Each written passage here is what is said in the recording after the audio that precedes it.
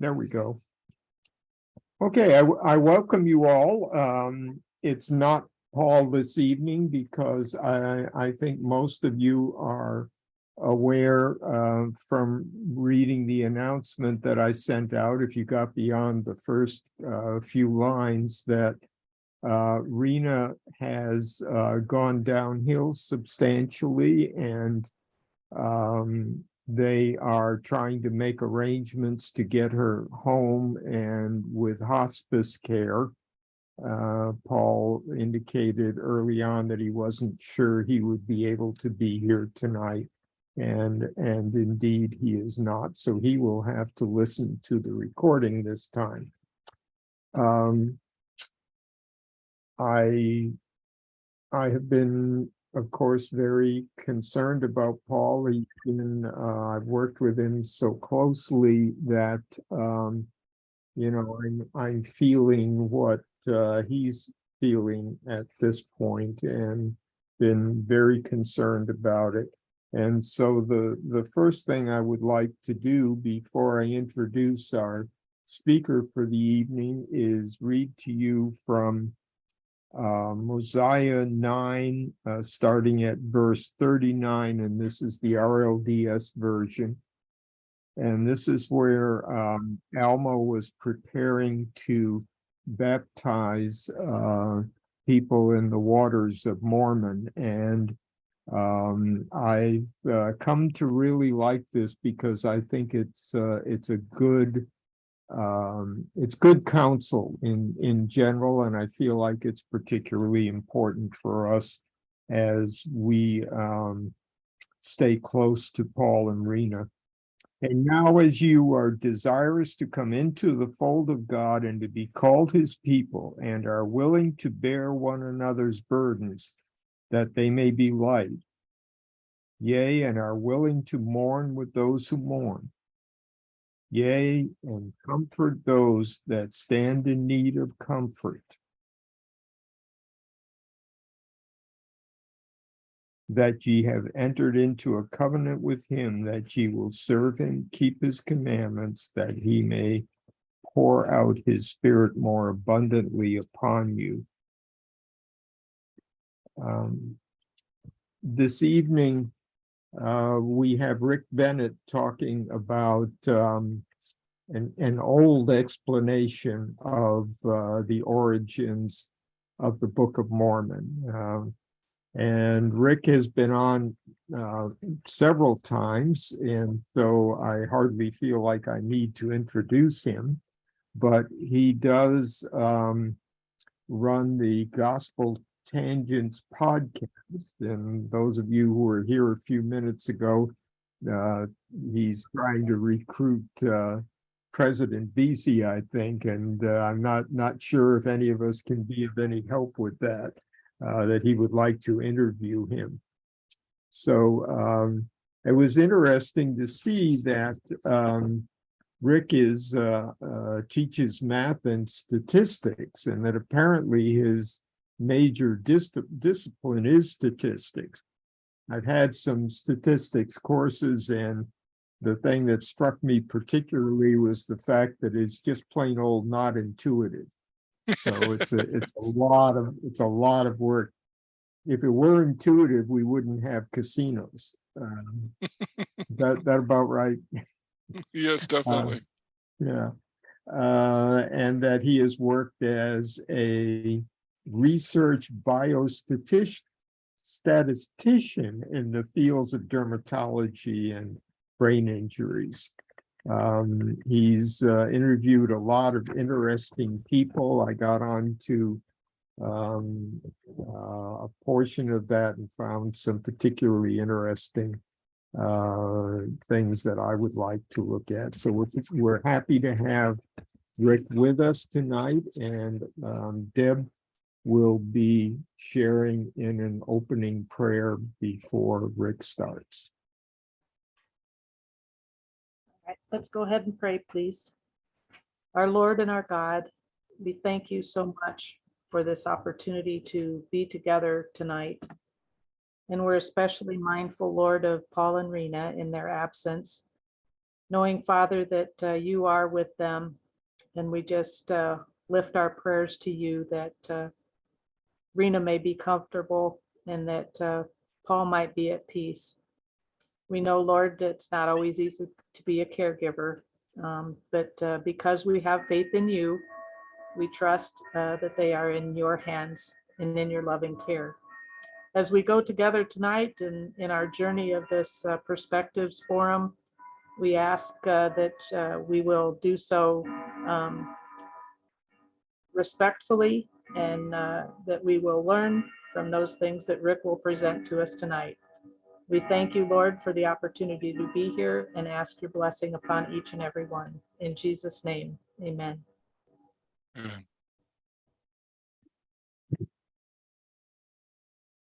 Rick, the floor is yours. All right. Well, it's so good to be with you guys again. These are some of my favorite meetings. I'm going to see if I can share my screen here. Here we go. Hopefully you guys can see my We've got first it. slide. All right, Yeah. perfect. So it's funny, Robert, you mentioned that I did statistics. We're not going to go deep into that, but statistics is going to come up in this conversation today. So it's right up kind of up my alley. I like this kind of stuff. So I'm just trying to move some of this stuff out of my way. All right. All right. So we're going to talk about debunking the Spaulding manuscript theory. Probably this is the oldest theory ever on the composition of the Book of Mormon. Oops, let's see, yeah. All right. So this is a picture or painting, I'm not sure exactly, of Solomon Spaulding. I'm amazed that this is the theory that this never seems to die. And so I kind of wanted to address it and talk about it. So anyway, following publication of the Book of Mormon in 1830, critics of Joseph Smith believed he must have plagiarized it from someone because clearly Joseph didn't have the capacity to write that book. Now, I will just mention here really quickly, I think this is changing, but back in 1830, everybody was like, Joseph's way too dumb to have written this sort of thing. So anyway, the most popular theory was known as the Spaulding theory. You'll notice the Spaulding is spelled with and without a U in it. And even you'll notice in my slides, it's all over the place. I don't think he really cared all that much on how it was spelled with or without the U. So anyway, he was, we'll talk a little bit about Solomon Spaulding. So he was born February 20th, 1761 in Ashford, Connecticut. Served in the Continental Army during the Revolution. That was kind of interesting to find out. He was in the class of 1785 in Dartmouth College, which is in New Hampshire. He was ordained 2 years later a Congregationalist preacher in Windham, Connecticut. And in 1799, he moved to Conneaut, Ohio, and started writing the novel, which it was never actually named. When it was found, they called it Manuscript Found, and so that's kind of the name it's taken on. But anyway, that's when he probably started writing it. He moved to Pittsburgh during the War of 1812, and so Pittsburgh is going to be an important city, because that's where Sidney Rigdon is from. And so there's been many attempts to try to tie Solomon Spaulding to Sidney Rigdon, as we'll learn here. So he died October 20th, 1816 in Amity, Pennsylvania, which is about 40 miles from Pittsburgh. So he was dead long before even the first vision. And so according to this theory, Sidney Rigdon, who's also from Pittsburgh, somehow allegedly obtained this manuscript. There have been lots of people that have tried to link those two. There's really been nothing to link them together. But the idea is that Sidney Rigdon surreptitiously gave the manuscript to Joseph Smith sometime before 1827. Some people have said, well, that's what was in the hat. Joseph was reading from the manuscript in the hat. I just find this theory crazy, because why wouldn't Sidney just claim it himself? That seems to me the way more obvious thing. But then he faked his conversion in November of 1830. That was seven months after the founding. Sidney Rigdon has always denied any role in writing the Book of Mormon, and he actually didn't even meet the prophet Joseph until December of 1830. So he converted before he met Joseph Smith. But, according to the theory, he had some secret connection to Joseph Smith, and nobody's ever been able to explain those connections. The earliest mention of the Spaulding theory was in the 1st of September 1831 issue of the New York Courier and Enquirer. It was reprinted just before Halloween in 1831, October 29th, in the Hillsborough Gazette in Ohio. And in the newspaper article, it said, "There is no doubt but the ex-parson from Ohio," referring to Sidney Rigdon, "is the author of the book, which was recently printed and published in Palmyra and passes for the new Bible." So this quote comes from Richard Van Wagoner's book, Biography on Sidney Rigdon, A Portrait of Religious Excess. You're going to notice that I'm going to refer a lot to both Richard Van Wagoner and Fawn Brody in this presentation. That's where most of this information comes from. Some of the earliest Mormon critics, a guy by the name of Doctor was his first name, it was not a title, Dr. Philastus Hurlbut.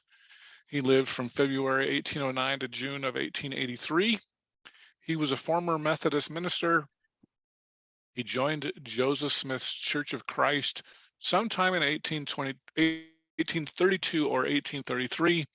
He was excommunicated in June of 1833 on charges of sexual immorality. Following that, he became probably the most prominent anti-Mormon of the day. He went to Palmyra and collected a bunch of affidavits from Joseph Smith's neighbors, trying to dig up dirt on Joseph Smith. In 1834, he was arrested for threatening Joseph Smith's life. He threatened he would, quote, wash his hands in the prophet's blood. In January of 1834, Joseph Smith filed a legal complaint bringing Hurlbut to trial on the 1st of April. The court found him guilty, fined him $200, and ordered him to keep the peace for 6 months. And so the notoriety surrounding Hurlbut compounded by an embarrassing incident when his wife was discovered in bed with Judge Horace Clapp tarnished his image. He sold his research to Eber D. Howe, who was the editor of the Painesville Telegraph, and E.D. Howe held a long-term grudge against Mormonism for converting his wife and daughter. So we'll talk about him as well. Eber D. Howe was born in 1798 and died in 1885. He's the founder of the Painesville Telegraph from 1822, and he was the one who actually published the first anti-Mormon book called Mormonism Unveiled in 1834. I will tell you that a few years ago, Dan Vogel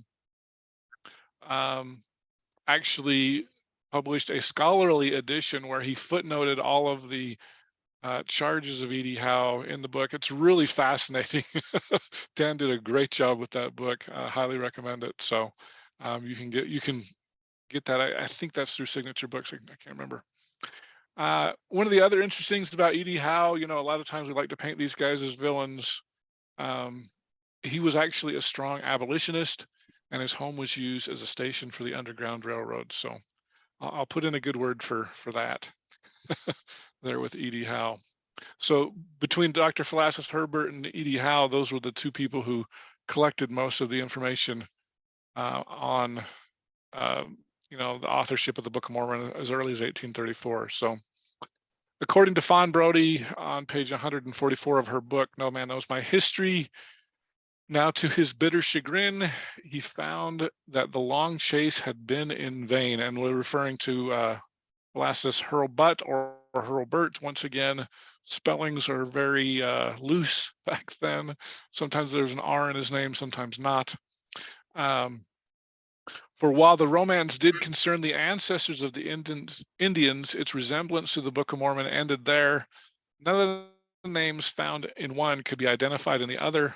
The many battles which each described showed not the slightest similarity with those of the other, and Spaulding's prose style, which aped the 18th century British sentimental novelists, differed from the style of the Mormon Bible as much as Pamela or Virtue Rewarded differed from the New Testament. So that's a quote from Fran Bodie's book, No Man Knows My History. So despite this, it's been interesting to me to see how many people still love this theory for some strange reason. So Hurlburt proposed that there must have been a second manuscript.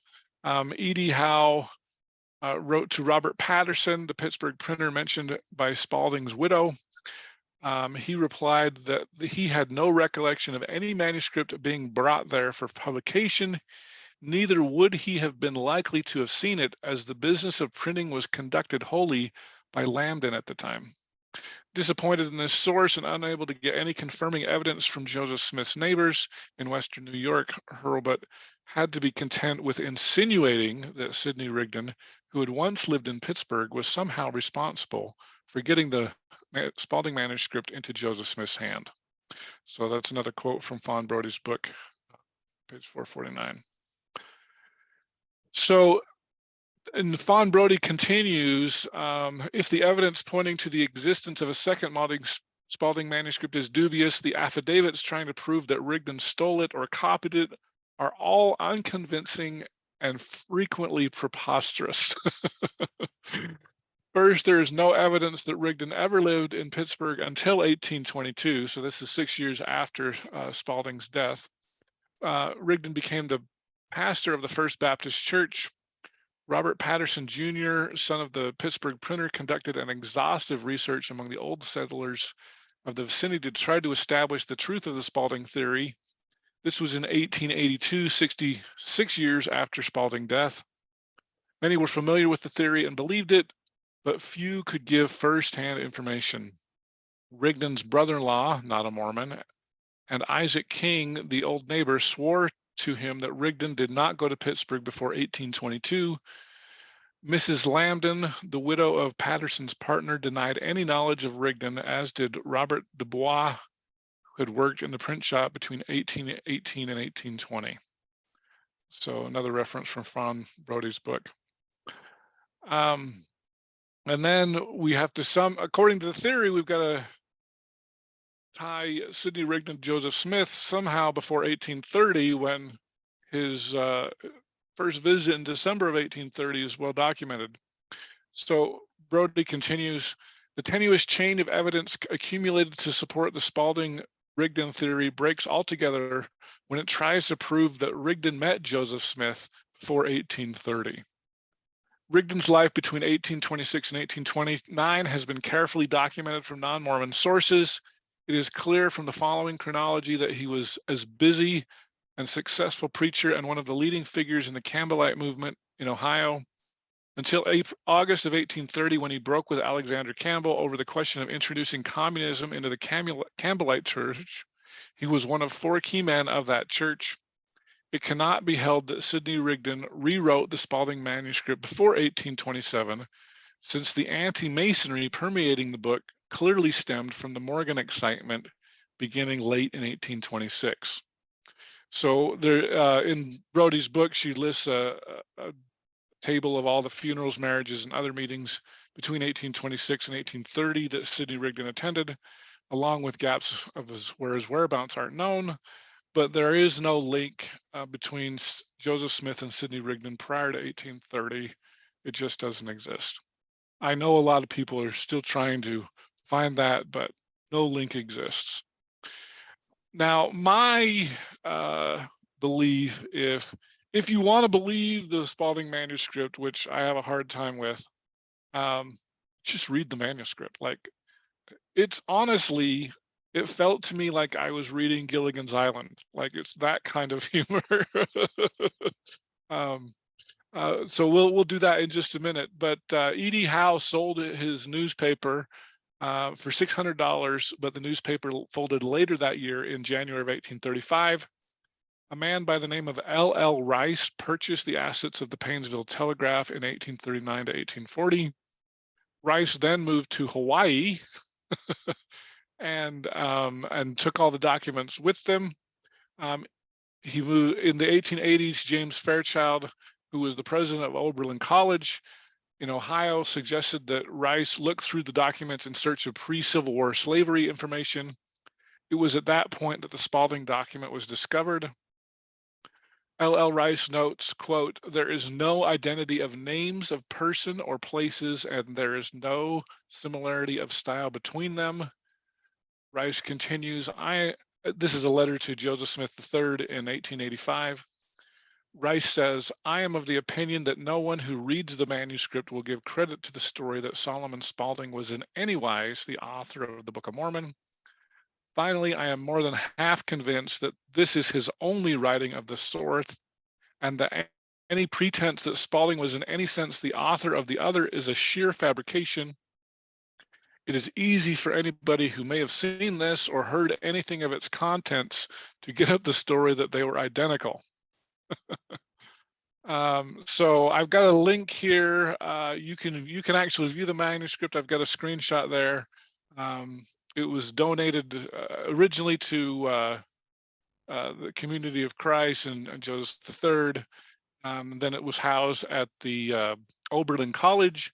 And if you go to archive.org, or you can click on this link, it'll take you right to the Solomon Spaulding manuscript, because it had no name. And you'll even notice here, if you read it, there are some crossouts in there. It looks almost like a rough draft, but I mean, honestly, it's hilarious. It's really like reading, Gilligan's Island, meets the Indians or something. So it was first published in 1885 in Lamona, Iowa. So jumping back to E.D. Howe, he admitted that he had Spaulding's manuscript, and we're going to prove that this is the manuscript that he had here in just a few minutes.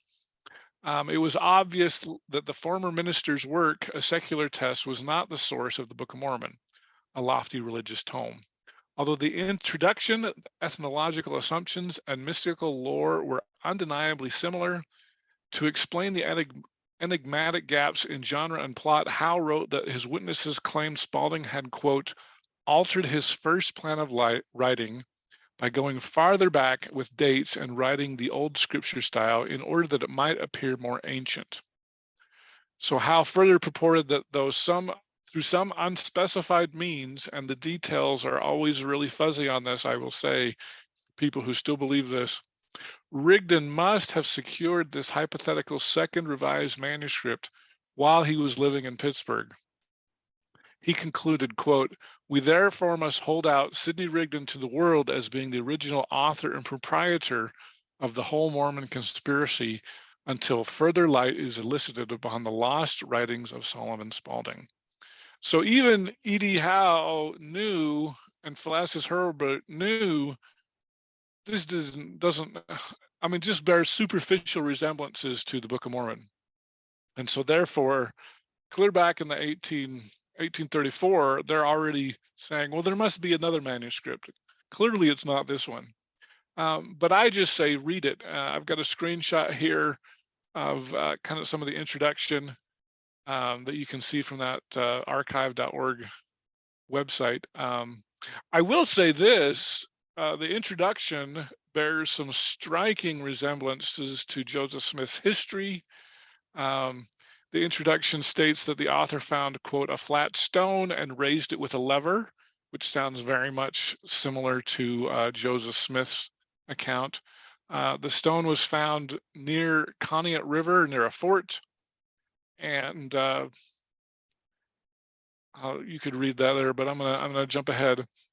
And so a lot of the stories of finding the manuscript, and it's a manuscript, not gold plates, I'll mention that, are you can definitely see some similarities with Joseph Smith's story, but that's kind of where it ends. So the stone leads to a cave with a door, and I love how Solomon Spaulding spelled door D-O-A-R.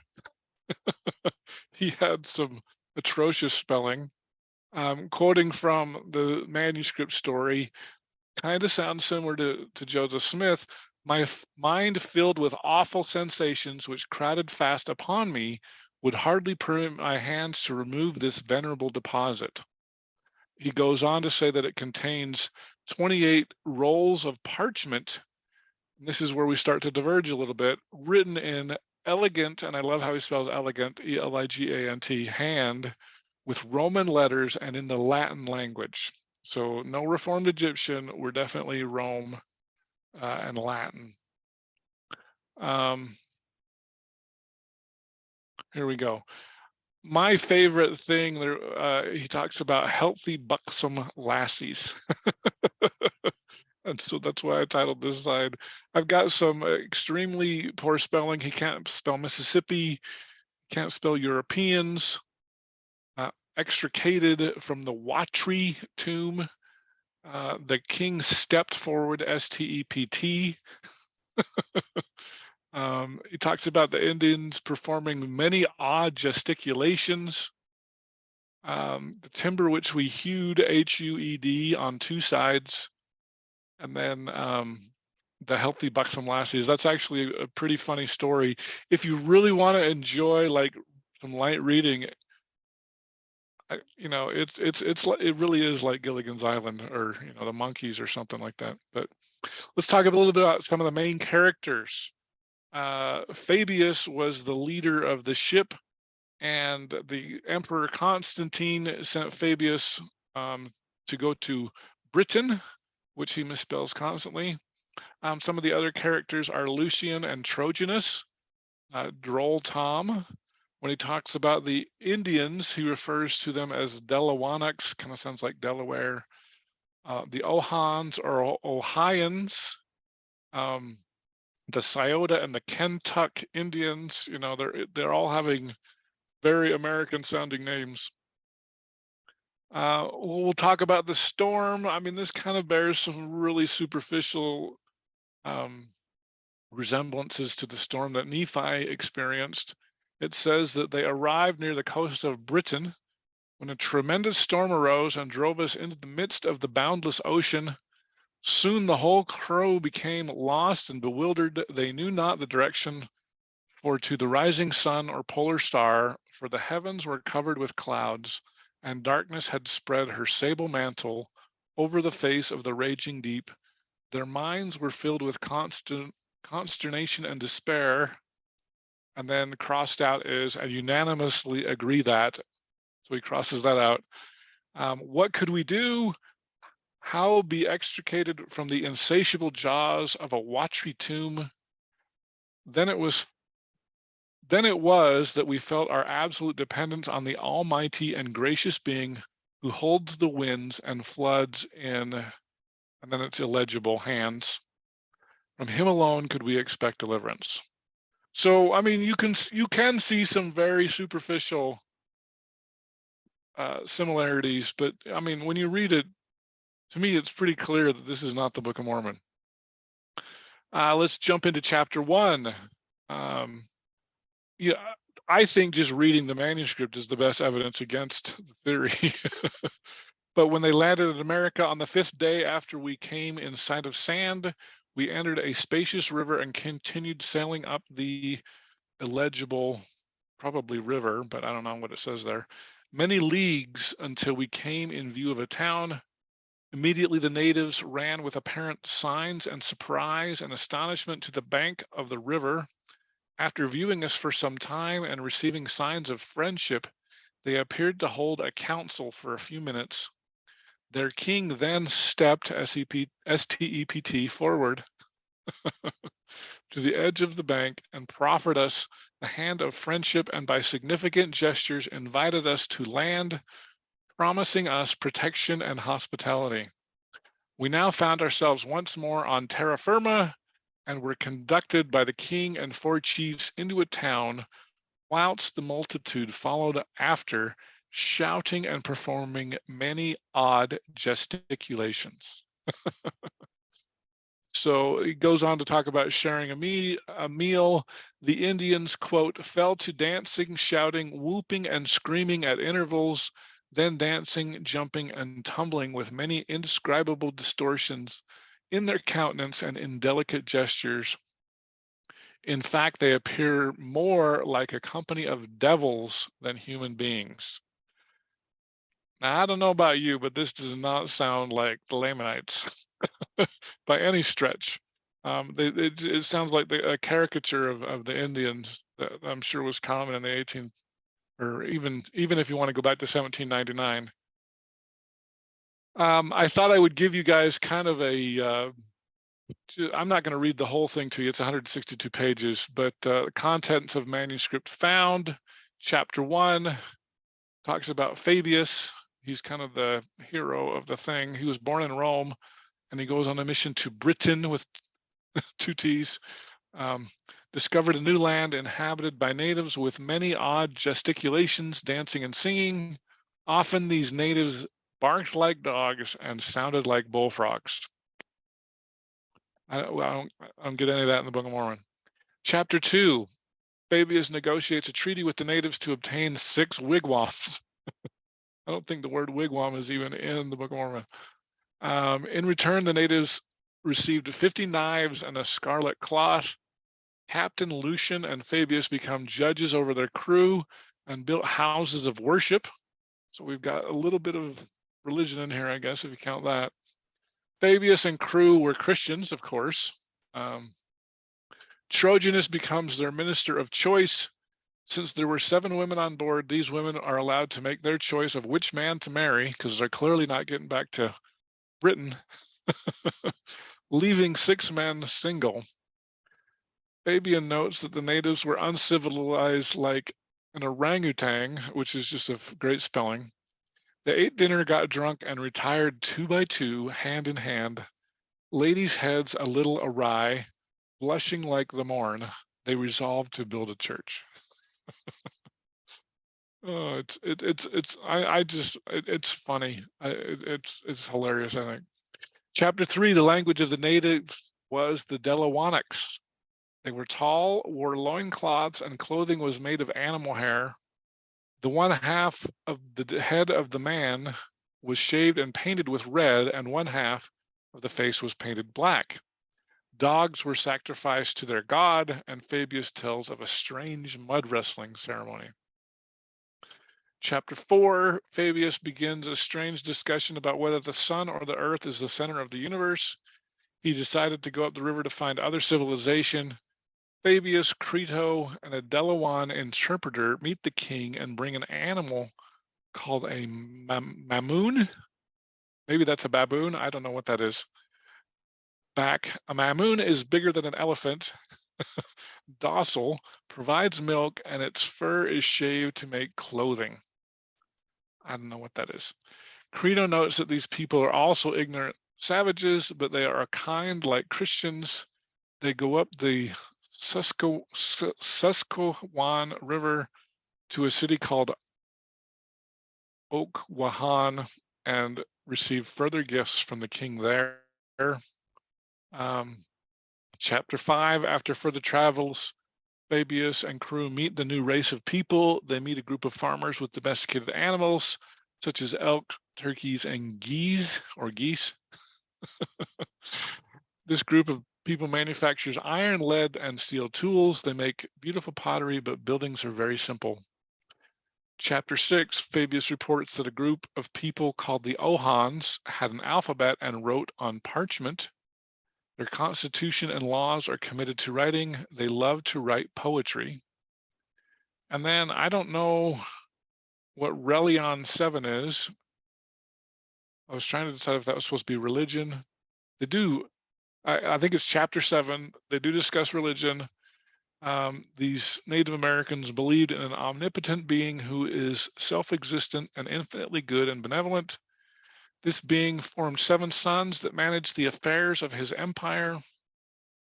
There is also another great intelligent being who is self-existent and possessed of great power, but not of omnipotence. He is filled with infinite malice against the good being and exerts all his subtlety and power to ruin his works.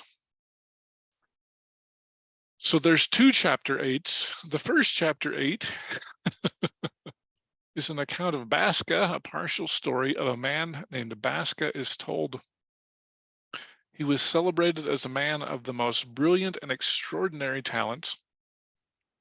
And then the second chapter 8, Spaulding takes a break from the story with a few sketches of biography and proceeds to tell of, quote, the great and illustrious Labaska. He is the man who first introduced their present method of writing. For instance, he is represented as forming a curious machine, and having placed himself upon it, he mounted it into the atmosphere and ascended a great height, and having sailed a considerable distance through the air, he descended slowly and received no damage, that multitudes of astonished spectators had a number of times seen him perform this miraculous exploit. All right. There's only 14 chapters. I'm trying to give you a quick summary of every chapter. Chapter 9, the people lived on both sides of the Ohio River, excepting the cities of Galanga and Gamba, whose kings claimed jurisdiction over an extent of country of about 150 miles along the River Ohio. Labaska devised a system of government with a design of establishing two great empires, one on each side of the River Ohio. The Sciotan Constitution, I think it's great that these guys are practically Democrats, or practicing democracy, is described as the Emperor Labamak, the oldest son of Labaska. Government will pass to his eldest son, and they must marry within the Sciotan kingdom. Money shall not depreciate. I don't know how that happens, but okay. Lamban, the third son of Labaska, shall preside over them and shall have the title of high priest.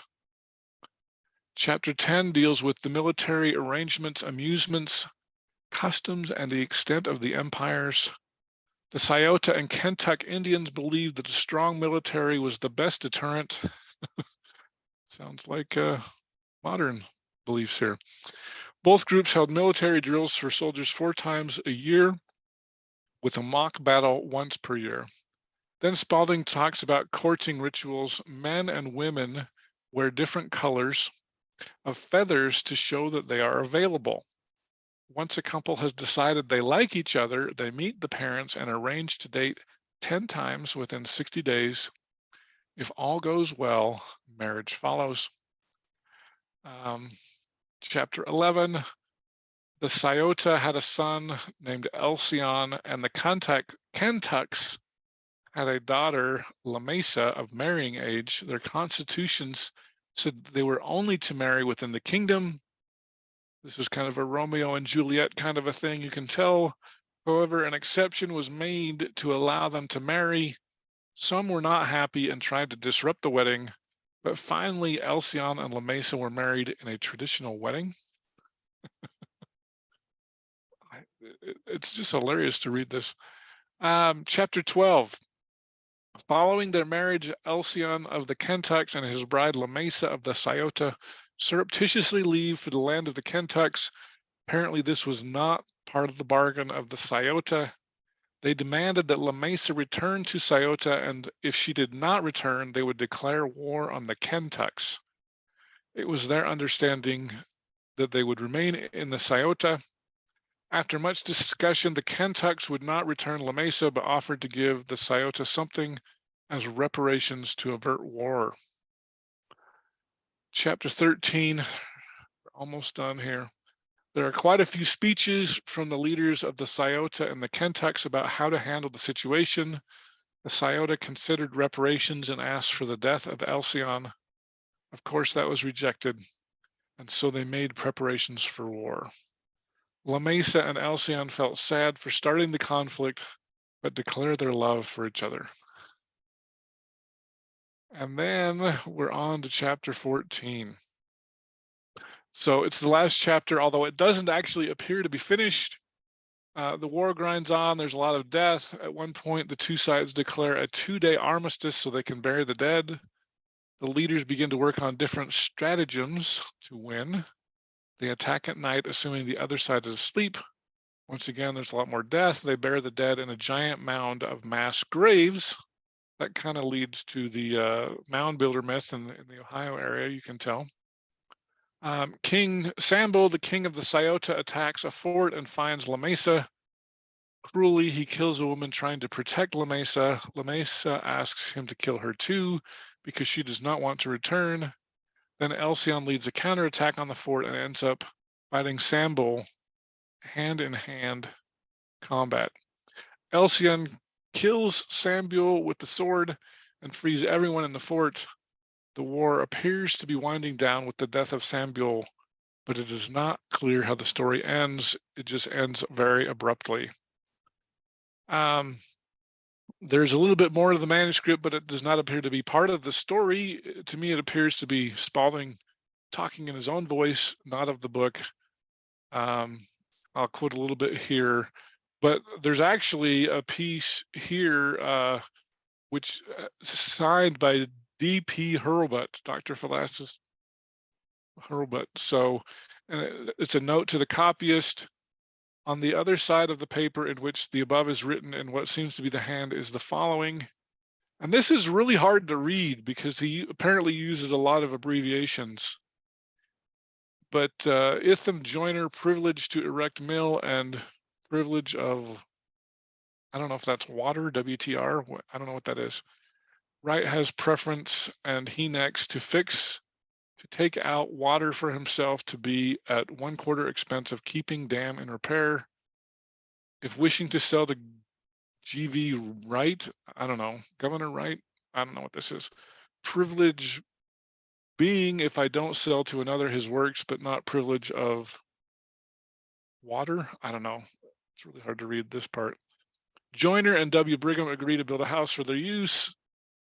I don't know. It's just, I can't even read it. But all I know is it's signed by Dr. Philastus Hurlbut.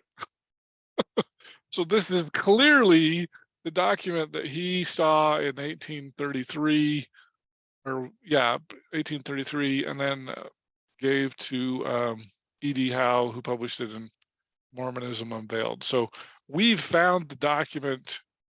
Of course, Hurlbut had to say, well, there must be another document. L.L. Rice was the guy who purchased the Painesville Telegraph assets, and he writes in here, it has been popularly and persistently claimed that the plan, subject matter, including prominent names and localities, history of the origin of Aboriginal races of America with their arts and sciences, civilizations, and customs were identical to this manuscript found and in the Book of Mormon. Rice continues, Mr. Spaulding has been exalted by the opposers of the Latter-day Saints to be the very pinnacle of fame as a very learned, very moral, and very pious man. It is unfortunate that his true measure and worth in respect to his learning, his morals, and his piety is now furnished for us in this, quote, manuscript story. God judges men by their works, and it is wise for men to judge each other in this manner.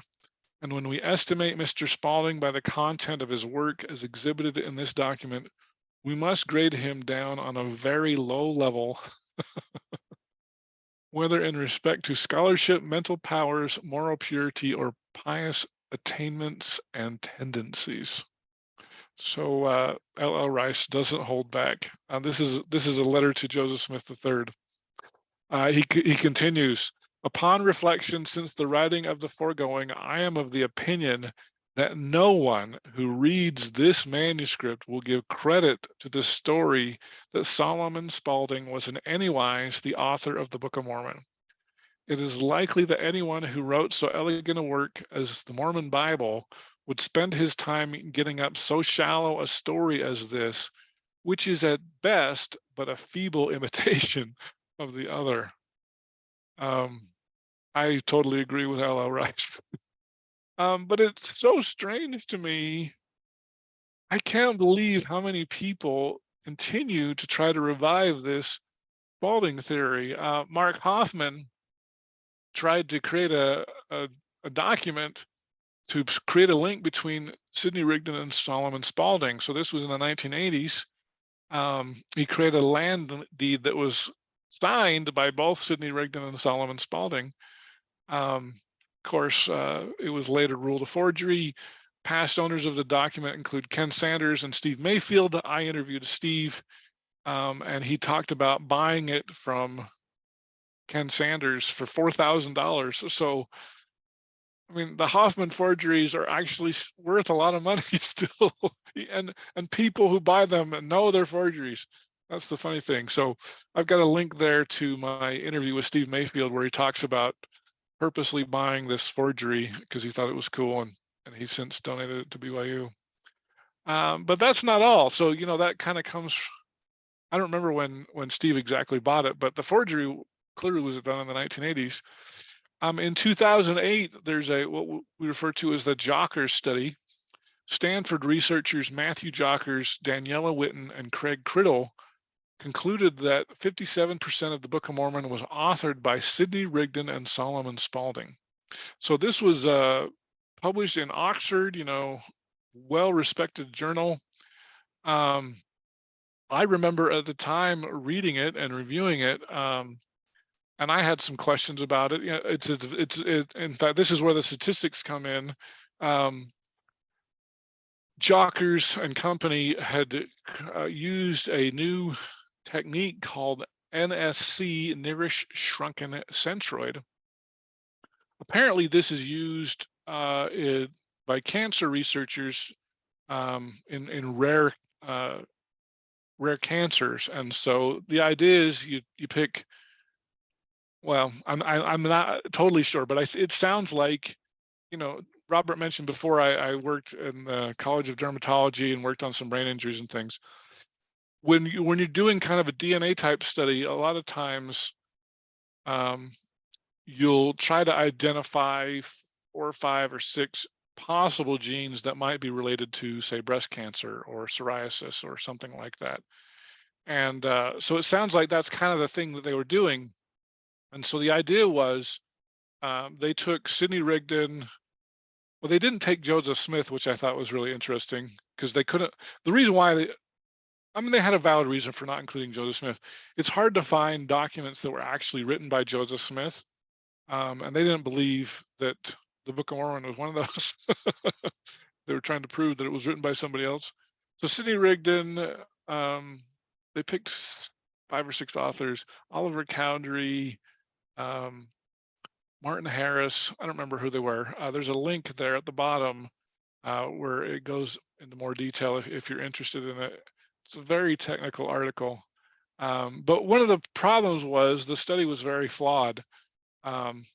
So some BYU researchers used the same methodology that the Stanford researchers did, and they applied it to the Federalist Papers, which was clearly written by Alexander Hamilton, but they purposely excluded Alexander Hamilton, and they wanted to show the flaw in the study. And sure enough, Sidney Rigdon was the author of the Federalist Papers according to this method. So Bruce Scalier, Paul Fields, Matthew Roper, and Greg Snow said that they really, while it was really interesting what the Stanford researchers had done, they really needed to include a none of the above option. And so in 2011, they published a kind of rebuttal to the Stanford study. And they did such a great job. I know Craig Criddle was talking about, well, we're going to redo our study. It's never been redone. The BYU guys pretty much shut them up. So but I think both of those, there's links to both studies in that link there. But still as late as 2019, Bryce Blankenagel, he does the Naked Mormonism podcast. He promoted the Spaulding theory on Mormon stories. I've got a link there. If you go through the long, it's like a 4-hour interview. At the end, Bryce does talk about why scholars have problems with it.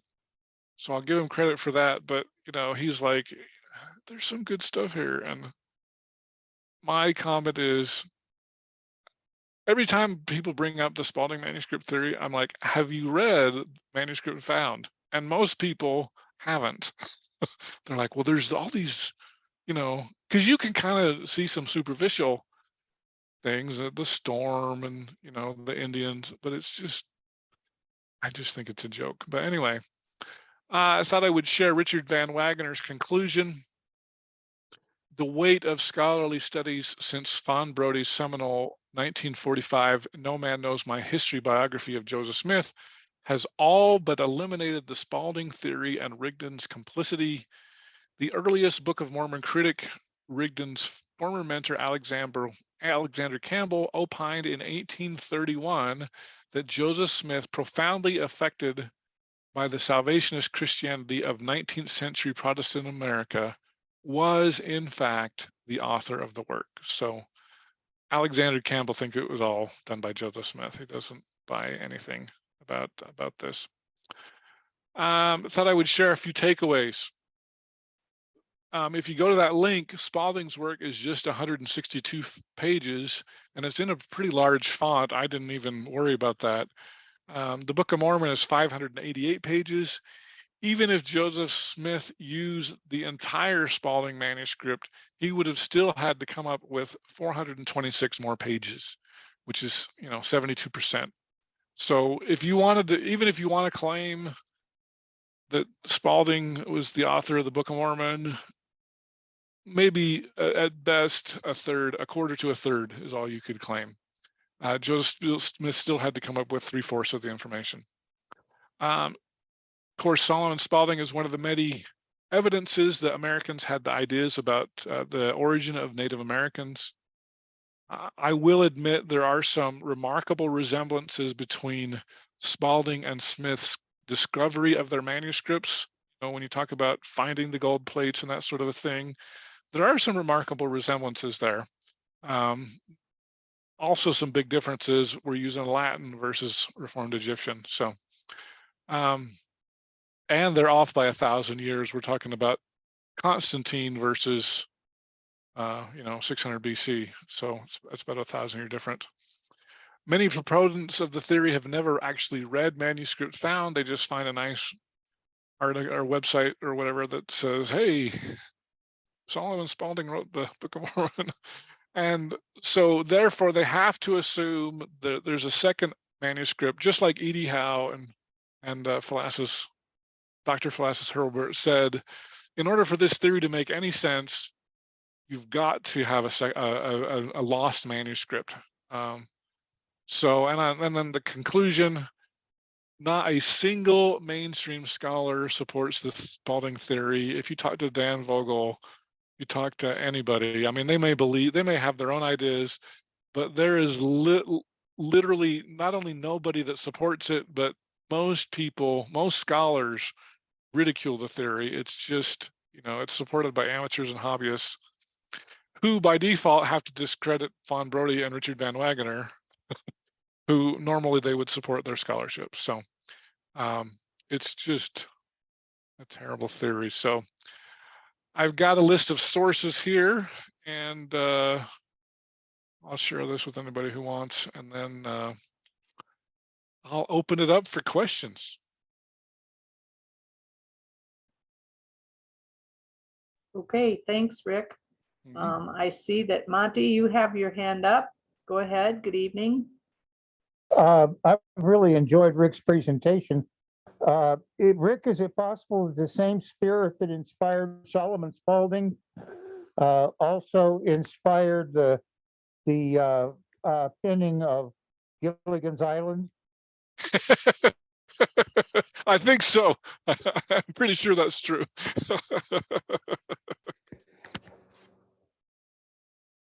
That's all I had. Okay. Thanks, Monty. I think that was Sherwood Schwartz, if I remember right. That did Gilligan's Island. Yeah, he also did the Brady Bunch. Yeah, that's right. Okay, Val, go ahead, please. This isn't so much on the substance of it, but do you know if E.D. Howe's wife and daughter stayed with the Mormons or not?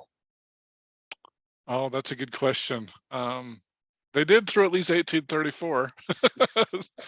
I lose track of them after that. I don't know what happened to them. Okay. Good evening, Paul. Good to have you with us. Go ahead, please. Oh, Paul, I'm so glad to see you. Thank you. And let me thank everyone for their prayerful support. This has been a really tough time, but with friendships and prayerful support, people make it through things like this. And let me quickly report that Rena presumably will be released tomorrow for home hospice. And the family meeting today has at least preliminarily agreed that we'll take her to our daughter Hayata's house, which is a little more spacious, and that way more of the family can be around her for her last days. I wanted to thank you for your presentation. I'm intrigued. I hadn't previously recognized what I think I recognized tonight, that Spaulding actually did have some very interesting close parallels with actual First Nations history. That the Fox and the Sauk and the Musqueam and if you get into the history of Wisconsin, Illinois, even up into the Iroquois, the stories that you're referring to of the battles and so forth very well might sound to me as though they are actually built upon the accounts that the white men had of the First Nations battles in the early settlement years. So You would know that better than me. The simple fact that I think there is a good case to be made that Spaulding did actually have Native American history in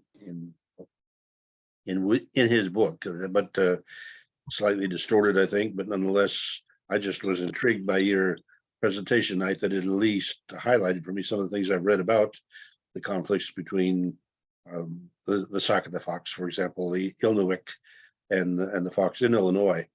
And so the simple fact that they were still close to that Ohio River, it means that he would have had exposure to those stories, I'm confident. And so to pick up on the white man's tradition of the red man's fighting and incorporate it into his book, to me makes sense to follow those themes. So very good. Well, thank you. Appreciate the comment there. And my heart goes out to you and your family, Paul. I just feel terrible. It's a tough thing, but few of us have been blessed as I have to live 50 years with an angel. I lost my mom in June, so that's my angel, I guess. Now, our family had home hospice for my dad back in 2007. So we're a little bit experienced at it and fundamentally know how to proceed, but it's nonetheless a tough time. Yeah, I'm sure. Thank you for the support. So many of you have sent personal notes, and I thank each of you for that. It is most uplifting to feel the prayer support from around the world of people supporting us with their prayers. Well, that's what's so cool about this, Paul. You know, I was talking to my wife and, you know, I was telling her about your situation and she's like, nah, who's Paul? And I'm like, oh, he lives in Kansas, you know, and it's so funny with the internet, how we can have such close friendships with people that live so far from each other. So, Well, and we've had, for example, God love and Edna Tebby came to the hospital to see us. They're from the Cameroon. I mean, how would you expect that to happen? yeah, it's a crazy world we live in. If you don't mind, let me just take a moment to share that story, because I met Godlove when I was teaching at Northeast High School in Kansas City and had the privilege of nominating him for the board of directors of the United Nations Association. And so we got to be long-term friends.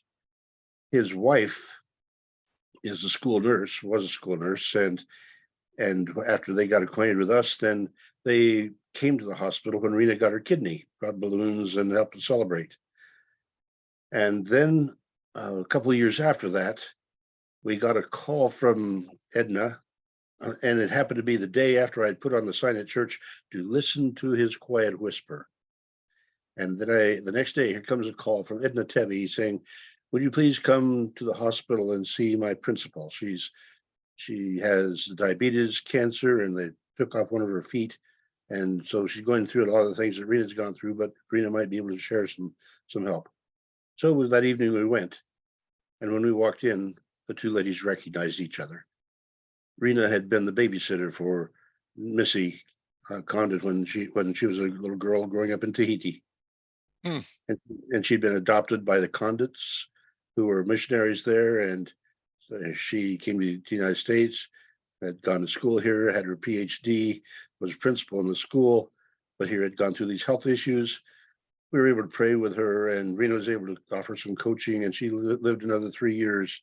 And those two ladies got to be sisters again as adults after 50 years of not ever seeing each other. But that lady from the Cameroons listened to the whisper and got Tahiti and the Cameroons and Kansas together in that room that evening. What a remarkable, unexpectable kind of combination. Mhm. Excuse me, let's get Chris in here. He's got his hand up. Thanks, Paul. Go ahead, Chris. Don't forget to unmute. Yeah, let me add my prayers, Paul, for your wife. And just know that there are lots of us in lots of places that value your work and her, and just want to lift you up in prayer at this time. Thank you kindly. Yeah, Rick, thanks for the presentation. I was wondering, Rick, if you had run across the arguments made by one of Oliver Cowdery's descendants, Wayne Cowdery, in a volume called Who Really Wrote the Book of Mormon? And then I'm familiar with it, but I haven't read it. And then a follow-up to that called the Spaulding Enigma. One of the interesting things about their first publication was that they actually argued that in the original manuscript of the Book of Mormon, you can find Solomon Spaulding's handwriting. It's in a portion that apparently is attributed to Scribe 3, who more recently has been identified as perhaps as Christian Whitmer. And there's this very interesting story about one of the handwriting experts that was given access to the original manuscript, who was in the company, though he didn't know him, of Gerald Tanner. And they were both given access to this original manuscript portion. And the expert identified it as Spaulding's handwriting. And from the beginning, Gerald Tanner argued completely against the idea. And it was somehow predicated on the idea that the manuscript itself had been utilized in that portion of the original manuscript. And if you're interested in Ron Huggins' recent biography of the Tanners, on page 286 and following, there's a really interesting discussion of that whole, how all of that played out. And apparently Gerald was asked to evaluate the second volume for a press, and it took it a long time to be published because for him this was just a non-starter. So really interesting kind of reception history of the Spaulding manuscript theory. And really appreciated your presentation tonight. Just wanted to mention that, if it could be of any help. Well, thanks. I know, I don't know if anybody remembers my interview with George Throckmorton. He was the guy who figured out how Mark Hoffman was doing the forgeries. And I don't remember if it was in the interview or if it was I think it was off camera. He had mentioned a quote unquote handwriting expert that he had to testify against, and he just referred to it as like witchcraft. And even even speaking with Dean Jesse and some of these others, LDS scholars, he was like, well, he would ask him a question. So how do you know that's Joseph Smith's handwriting? Well, it looks like it. Like, that's it. You're identifying this just because it looks like it. And they were like, well, yeah, well, could you teach me a little bit more about what you do? Well, And let me make a suggestion that you have a camera that records all the off-camera conversations. I know I should have one. I Very wish. So yeah, the church historians were actually looking to George saying, well, I'm sure you could teach us a thing or two. So anyway. Thank you, Chris. Roger, go ahead, please. Okay, Rick, I want to thank you for that great presentation and all of your presentations that I really appreciate. Thank you. I'm always rough on people who judge the Book of Mormon by not reading it. And I find myself being one who's been rough on a Solomon Spaulding document that I have not read. So you should read it. It's hilarious. Like, yeah, you will enjoy it. It's funny. It sounds like a comedy that I need to read. But the thing that I found, because I don't really know it other than I've read a number of things about it, obviously. But the thing I found interesting that you pointed out, you mentioned it much, but was that in the Spaulding document, the people that came over to this new land or whatever, they met Indians rather than peopled the thing. Is that the way I understand it?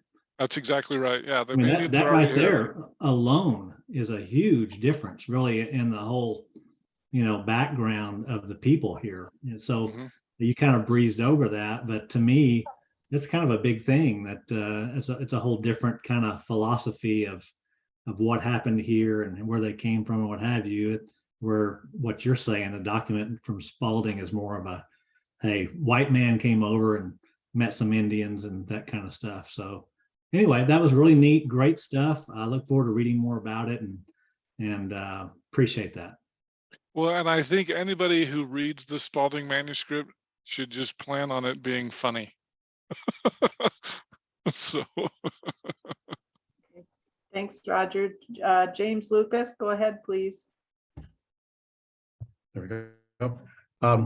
Yes, thank you, Rick, for your presentation.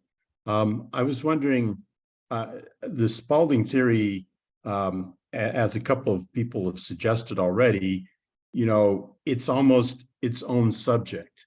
In other words, even if you, agree with Von Brody and others that it's just really, that has no explanatory value for the Book of Mormon itself, just the history of the support and of the Spaulding theory it's kind of interesting in and of itself. All the folks, both in the 1800s who, where it was widely accepted, and then, the hobbyists and so forth who continue to push it through this day, including, I guess this Warren Cowdery is one of the leading proponents. One little aspect of this I was just wondering if you had looked at was that in connection with writing our book, the Community of Christ archives very generously supplied me with files of Joseph Smith III's correspondence. And one of the really fascinating things in his correspondence is he had a long correspondence with a man named James Cobb, who lived in Salt Lake City, actually. Cobb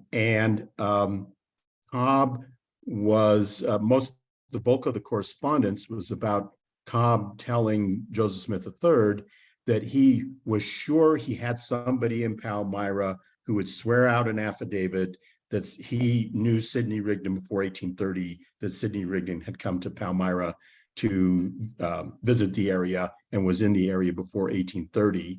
And my understanding is, I haven't researched this deeply, is that that was a big thrust of the supporters of the Spaulding theory for a long time, was to come up with proof that Sidney Rigdon had been in the Palmyra area before 1830.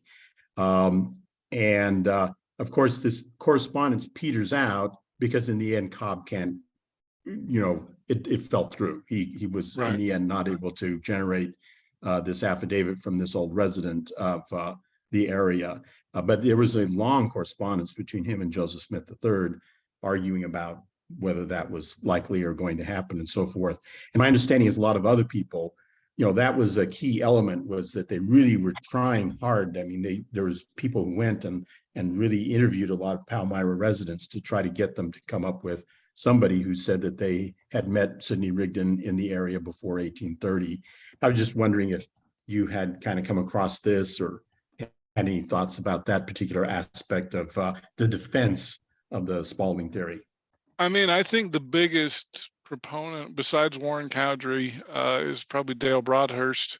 I know he's a former member of the RLDS Church. And I know he takes some issue with Fawn Brody, but there's just never been anything. There's certainly no smoking gun, and I think Fawn does a great job of documenting Sidney's whereabouts between 1826 and 1830, and there's just nothing there. I mean, Dale and Warren probably dispute that, but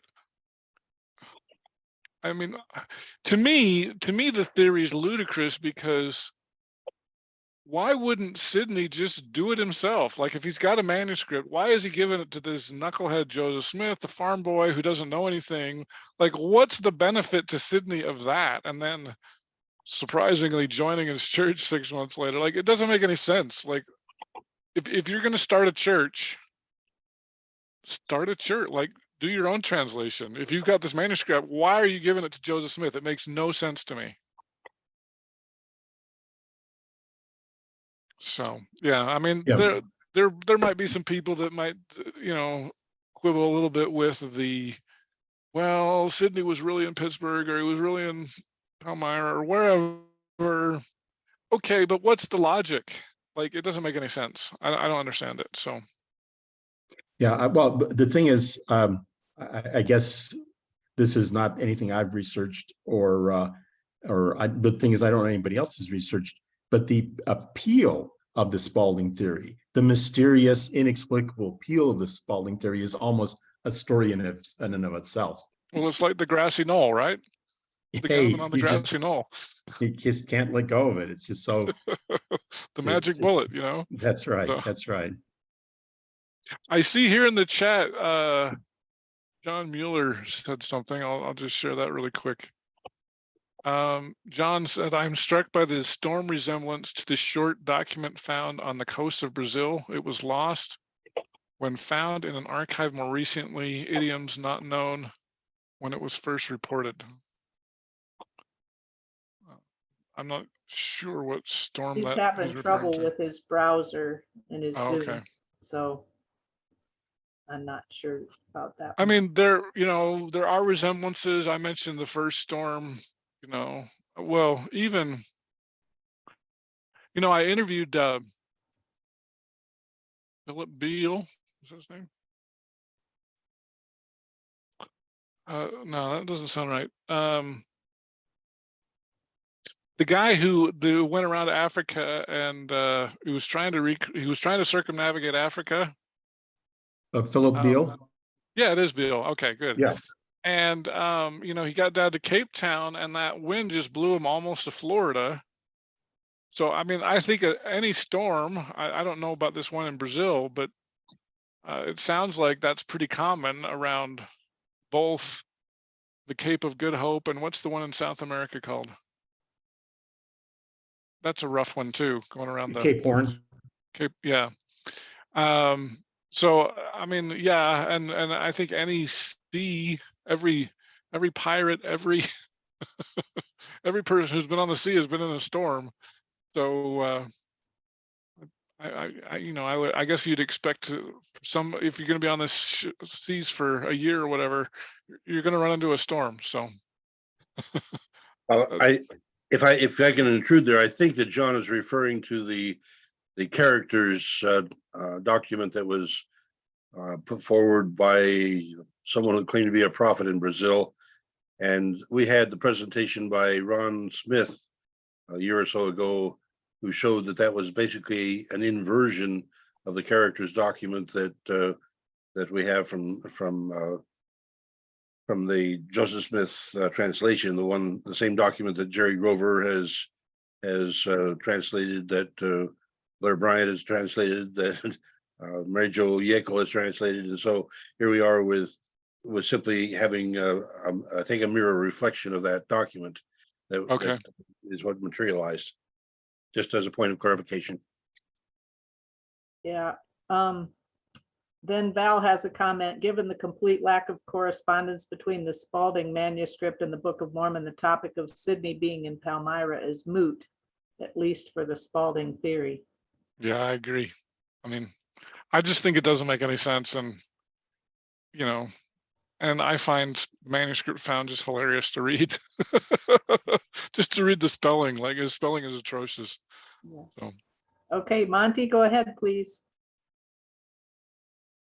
Well, I was noticing a while ago the gentleman that had the two books that he was showing us about the work of Spaulding, the one that said, explaining the enigma of the Spaulding work.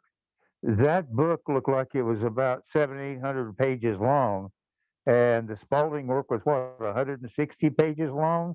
Right. I mean, that sounds kind of like an enigma within itself. But anyway, I was just pointing that out. Plus, this thing had troubled me in my early church life because people were throwing that in my face about Solomon Spaulding this and Solomon Spaulding that. And at that time, I didn't have access to any of the documentation, so I didn't know what to tell people.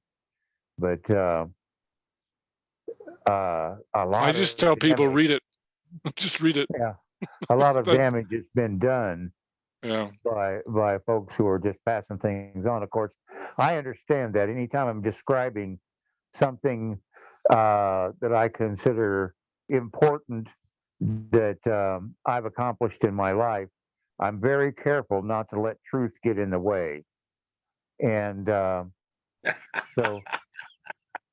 I can see how something like this would be generated. That's fun.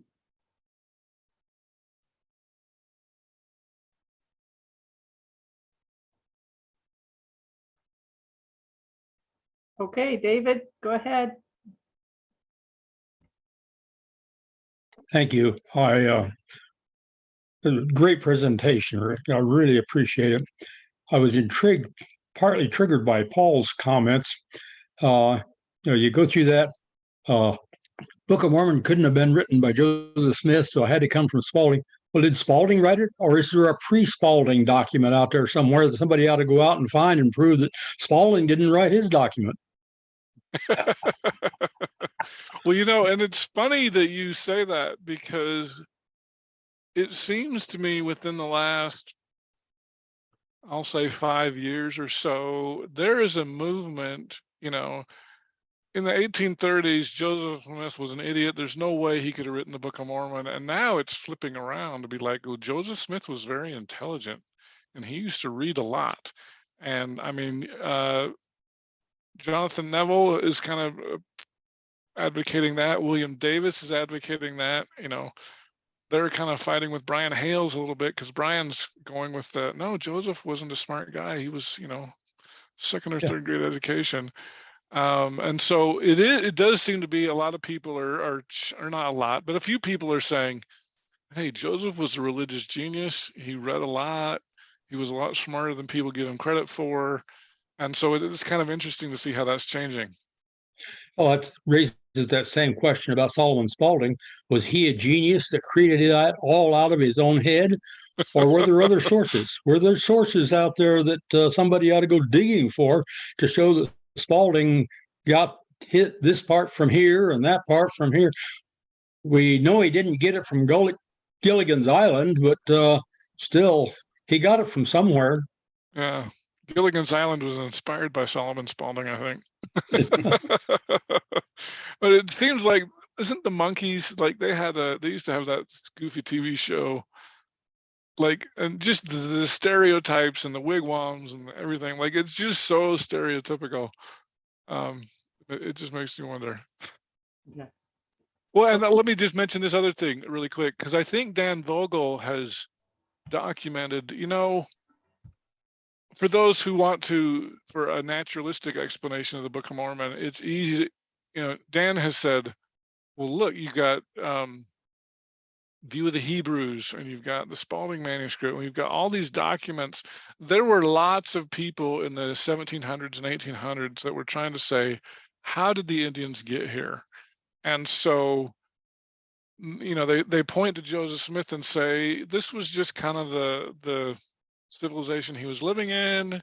Like, this was a common belief. Of course, Joseph would have tried to find the origin of the Indians or the Native Americans. And so, there's kind of that thing. And I think there's a lot to that. If you're looking for a naturalistic explanation, you can look at Spaulding, and you can look at Ethan Smith at View of the Hebrews and other people. Even I think Alexander Campbell, the idea that the Indians were descendants of the lost 10 tribes was common. I think that case can be made.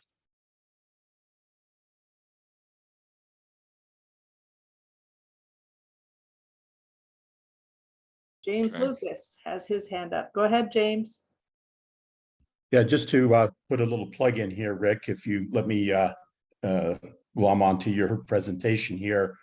On the issue of Joseph Smith's background, we actually have a long section of our book, which is coming out, we hope, within the next week or two, which argues that kind of a different angle on this issue of Joseph Smith's background, in that we agree that he was a religious seeker, and that he did have, although limited formal education, that he did have, he was self-educated. I mean, he was just 3 years older than Abraham Lincoln. It was very much he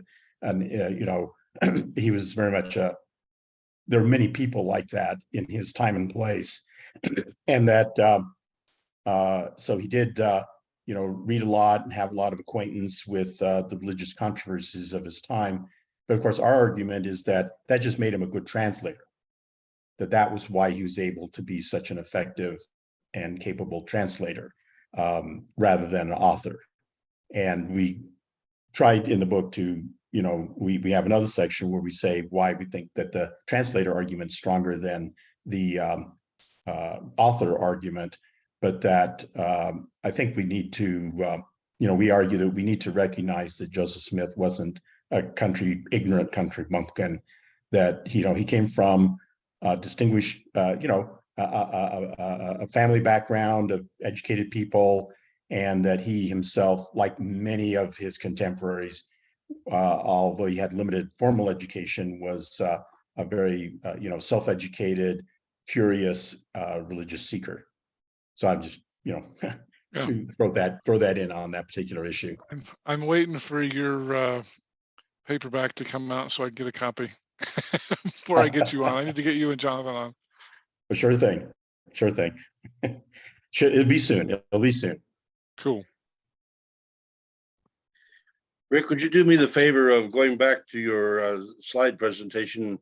You had that chapter that focused upon the Indian tribes.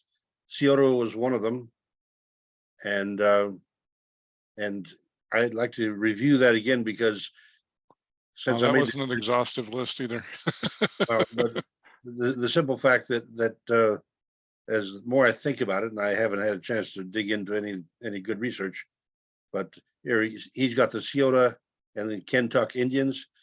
The Scioto River goes through central Ohio and flows down to the Ohio, to next to Kentucky. And well, again, it's an A instead of an O in his spelling there. But let's see. Yeah, you have, I'm not seeing quite what I wanted to see. Back up, back, you have an earlier page that had something about the fighting in it. About the fighting? Yeah. Well, I think it's later, actually. Okay. I think it was the individual chapters, maybe, Rick. Yes, it was Yeah. on the chapters that I was. So I think probably along about chapter 5 or so. Oh, actually, let's see. Susquehanna River, Oklahoma, chapter 5.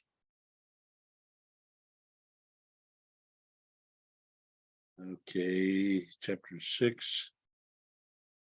I think it was later on where you had the big battle over the marriage. Was that what you're referring Okay. to? Yes, that's it. Sure. Is Chapter that 10, the- maybe? Right here, chapter 10, you've got the Scioto, the Kentuck Indians. Are there Um, actually Kentuck Indians? Yes, Oh, there are? yes. I didn't know. I just thought he was just making up state names. That's funny. Okay. Well, he misspells everything, as you point out, because Scioto is actually Scioto. Okay. Instead of A. But yeah, the fact that he's dealing here with actual peoples whose history is in the area that he's writing about, to me is a clear indication that he simply picked up on the folklore of the area and is writing it down here for posterity. Oh, interesting. Yeah, a term that Scioto River, for example, is references First Nations people, and it goes right through some of the mounds. I mean, it is the center of the mounds, mound builders societies, and so for him to be able to pull these elements together and well, because both books are addressing something about the relationship of First Nations people and these curious mounds, there's a rough corollary, but this is so much more interesting, I think, when you see it in the context of him writing about the folklore that he's grown up with. Interesting. I would be confident that that we can find a lot more on that. I just simply am. Well, and he talks about this, the Scioto Constitution, and Yes. Yeah, we do have, for example, you have the Constitution that was put together by the Iroquois Confederacy, and he would have known about that. And so That would have been after 1776 when they put those constitutions together, right? The Iroquois. The Iroquois Confederation was about that time, yes. Yeah, So, because I mean, this is supposedly the time of Constantine, so to me that was like. But we're talking funny. about Spaulding writing it, putting this together, and if he's putting it together in the early 1800s, then Yeah. that information is readily available for him. Okay. And if I could jump in, this would go to the issue of what I see as being the interesting question, which is why the Spaulding manuscript theory was so persuasive to the people of the time. I mean, it was the dominant explanation of the Book of Mormon in the 1800s. And the fact that Spaulding was able to draw upon these actual, factual points in creating his manuscript would have, given his manuscript or his story that he came up with credibility to the people, because they would have resonances with knowledge that they had of the Native American peoples of their area, of that area. And that would all play into why the Spaulding theory may have seemed to be credible to so many people in the 1800s. And Exactly. Yes, thank you, brothers. I appreciate and I'm confident that this could make a really interesting research project for someone that would like to get into it, because the accounts here about military and marriage and so forth, I'm confident you'll find those part of the folklore of Southern Ohio. Interesting.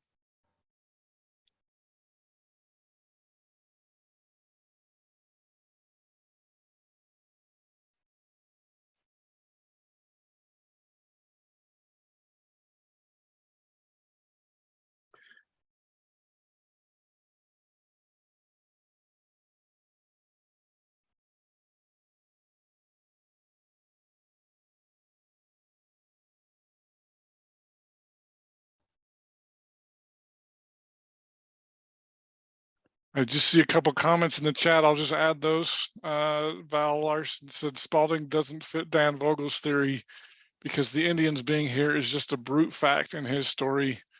No explanation for how they got here. And then Chris, I think, said that Thomas Murphy might be a helpful source in fleshing out what Paul's saying. So I would agree with that.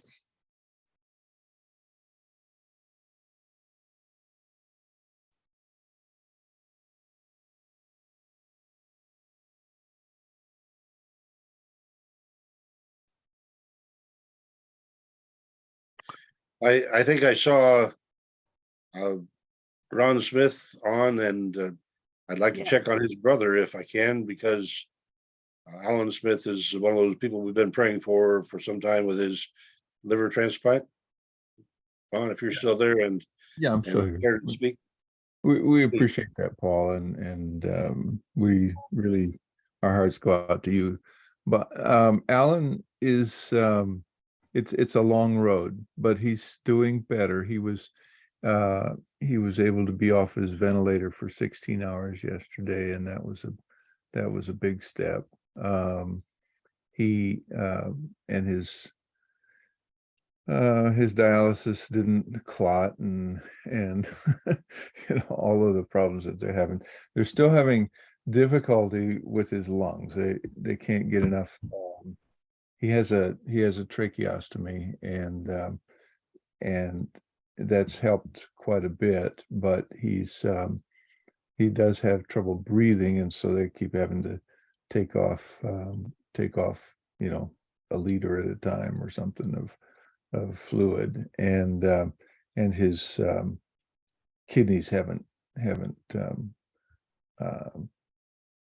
gotten back to where they need to be, but he's been, I mean, his color is much better, and he actually they said that he stood like not by himself, but the physical therapist actually got him on his feet yesterday.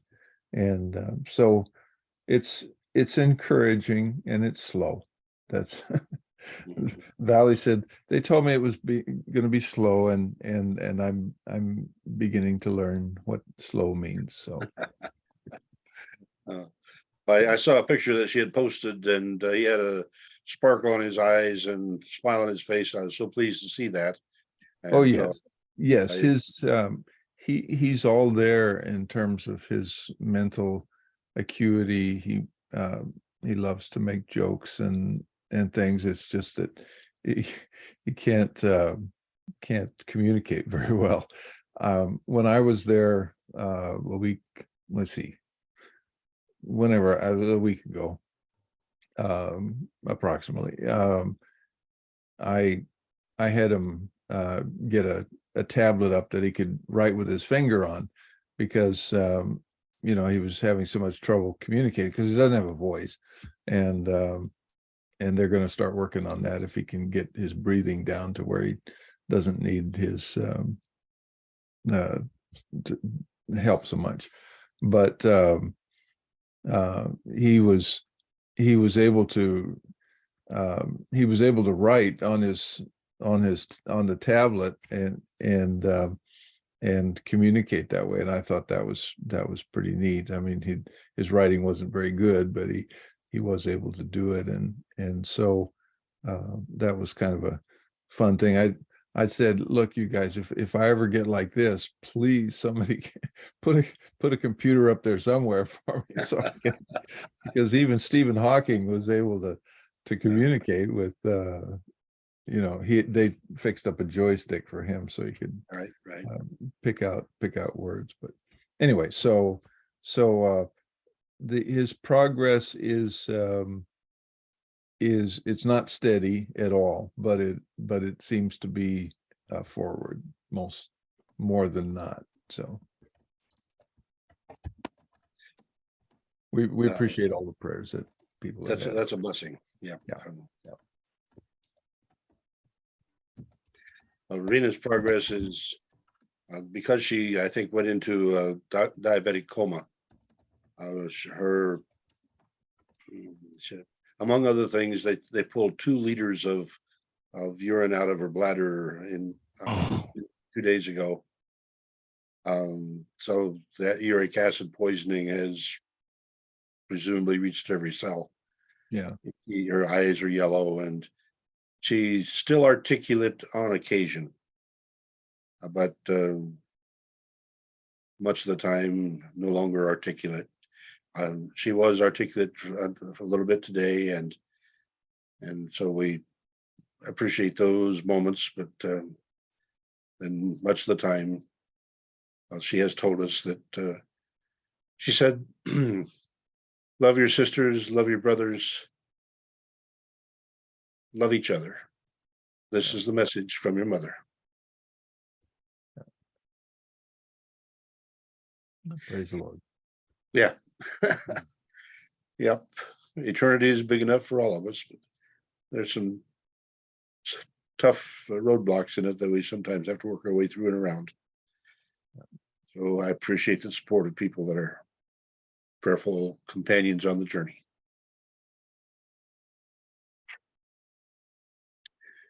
Well, if there are no other hands, no other people for discussion, then we could have the fat lady sing. I do have some questions for those of you who are Community of Christ. I know Deb kind of answered it at first, but I think you weren't there at the beginning, Paul. Evan Charlie invited me to come to a conference at the end of April, and it's like a week long, right? Or 8 days, I think, or something like that. Yes. Would Great. of course, I'm a non-member. Would I be there for the whole week, or I don't know? Yeah, Do you have any suggestions? You're certainly welcome to come and participate. You'd find all kinds of people that you could talk with and interview. I might have to interview an evangelist named Deb Luce. Maybe is she going to be there?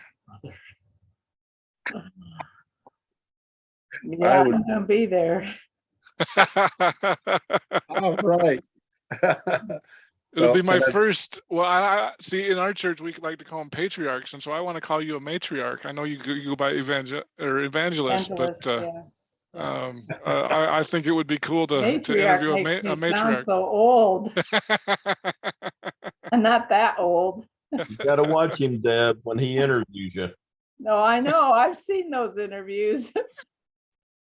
I'm trying to get Carla Long and Brittany Mangelson too.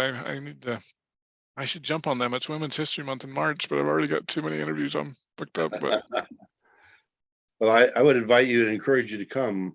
There are some sessions, for example, there will be probably some breakout sessions for the elders and high priests and so forth.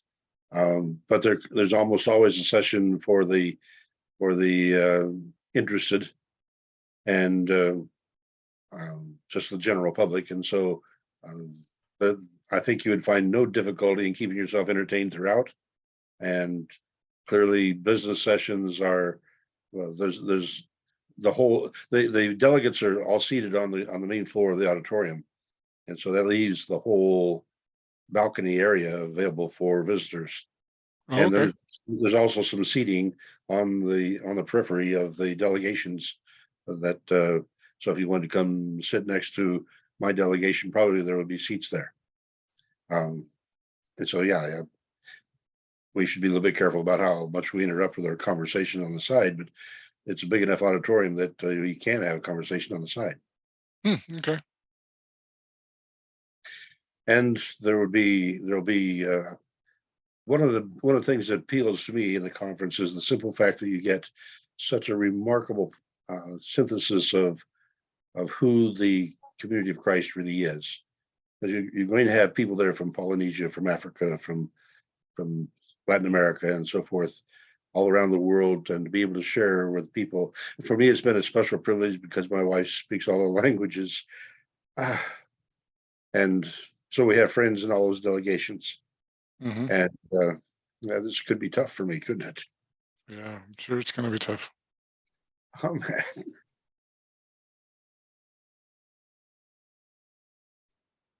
Wish I could take away the pain. Well, we have to embrace where we are.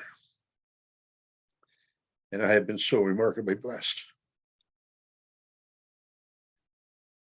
Anyway, yes, I would encourage you to make that journey if you can, because well, I'd like for you to get acquainted more with our people, if nothing else. And there's just so many remarkable people that have.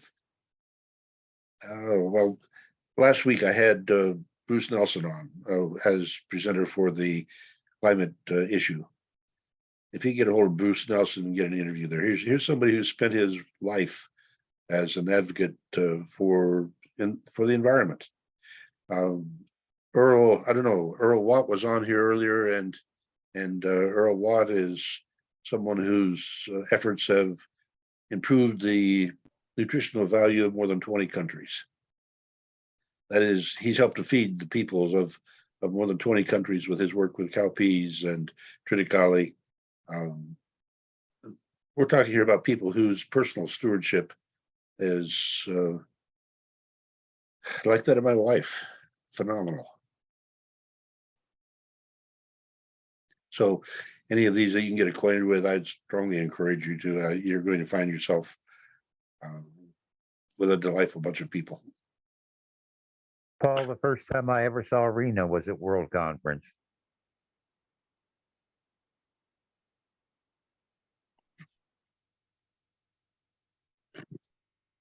Well, it's a place where she has thrived because, well, she has worked there as a translator in Tahitian and in French and in Spanish.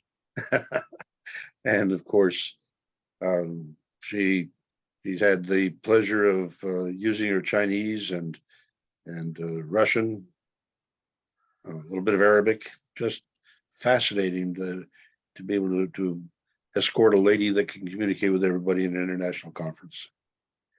Oh, she has such a gentle spirit that she can communicate just on that basis with everybody. Also true. Yeah. You had another question though, Rick. You were suggesting you had a series of questions. Oh, that was mainly it. Just wondering if I should stay the whole week or just first weekend or second weekend or what. Not the second weekend. I wouldn't recommend that because everything's pretty much done, I think, by Friday, isn't it, Paul? Or Saturday morning, I think. What day of the week are the fist fights?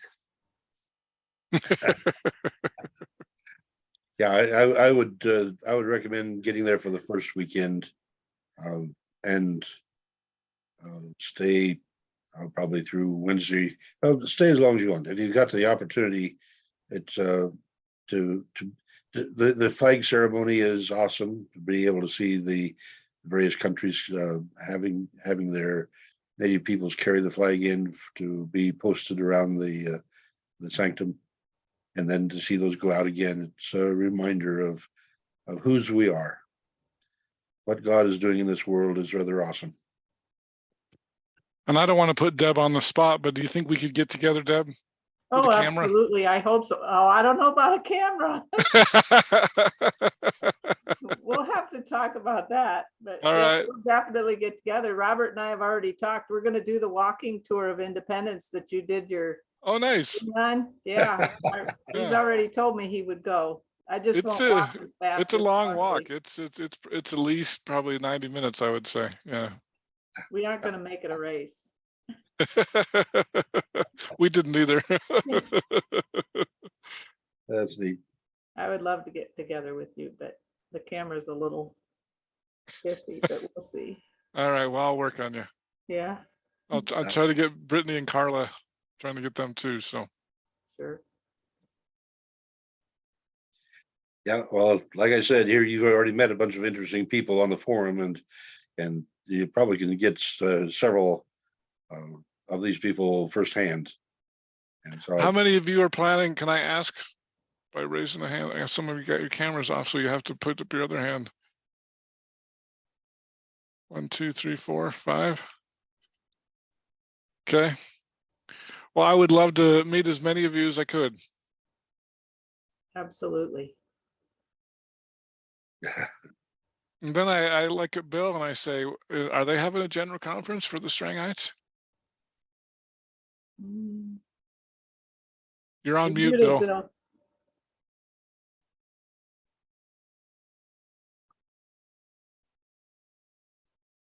You're still on mute. muted.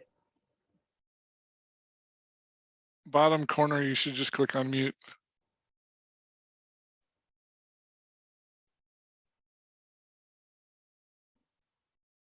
Or hold your space bar down. Oh, there you go. Yeah, it wouldn't unmute. No, they have something about every three years. There's probably 100 Springites, so there's not like the larger churches, of course. Okay. And I don't know if you've been following my podcast this month, Bill. It's been February has been Strangite month. I've had Kyle Bashir's on, and I had Vicky speak this week. So. Oh, well, good. that's neat. I appreciate what you're doing there, Rick, because putting the mic in front of the people that are the natives that have their own story to tell, I think is extremely important. Yeah, me too. Yeah, clearly we're in the same business here. Paul, I'm going to say goodnight, and my prayers are definitely with you and your family. Well, thank you. I so much appreciate the long-term friendship, Monty, and we appreciate your prayers too. It is tough. Would you ask Rena that when she gets up there, if she would put in a good word for me?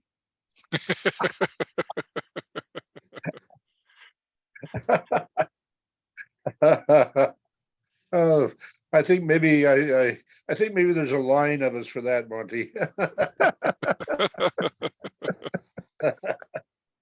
Good night. I think particularly for those of us that have married an angel, there's probably quite a gap. Oh man. Well, then I think it's time for the song. Okay. Good night, the Lord is watching o'er you. Good night, his blessings go before you. Good night, and we'll be praying for you. So good night, may God bless you. Good night, friends. Good night, Paul. Thanks Good for night. coming Thanks, in. Paul. God bless you too. God bless you, Paul. Thank you.